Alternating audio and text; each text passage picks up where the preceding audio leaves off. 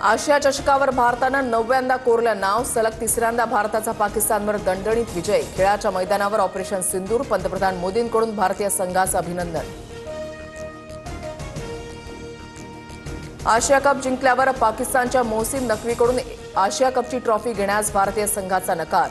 Mohsin Naqvi Asian cricket council आणि Pakistan cricket बोर्डाचे अध्यक्ष. ट्रॉफी न घेताच मॅच प्रेझेंटेशन संपलं.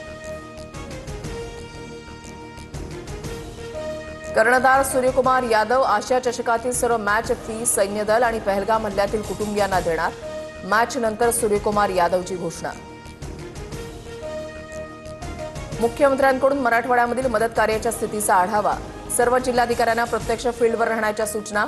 स्थानिक प्रशासनाशी समन्वय साधत आणि सतर्क राहून काम करण्याचे आदेश. 3 दिवसांचं विशेष अधिवेशन घ्या. अतिवृष्टीच्या पार्श्वभूमीवर सरकारकडून ठोस निर्णय व्हावेत. जयंत पाटलांचं राज्यपालांना पत्र. बीडच्या आष्टी तालुक्यामधल्या जोरदार पावसाचा सांगवी आष्टी परिसराला फटका. पुरामध्ये अडकलेल्या 13 शेतकरी आणि लहान मुलांना सुखरूपपणे बाहेर काढलं. जळगावच्या एरंडोल तालुक्यामधल्या अंजनी नदीला पूर. एरंडोल शहराचा इतर गावांसोबतचा संपर्क तुटला. एरंडोल येवला हायवेवरील वाहतूक प्रशासनाकडून बंद. खरीप पिकांचं मोठ्या प्रमाणात नुकसान. नाशिकमध्ये पावसाची विश्रांती. गोदाघाट परिसरात पाण्याची पातळी खालावली. गंगापूर धरणातून मात्र पाण्याचा विसर्ग सुरूच.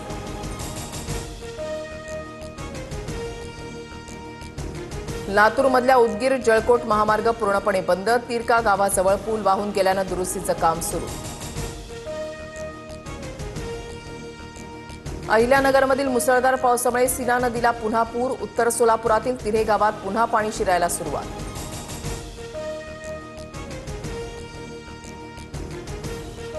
अभिनेता विजय थलापतीच्या घरी बॉम्ब ठेवण्याची धमकी. पोलिसांनी तत्काळ विजयच्या घराची सुरक्षा वाढवली.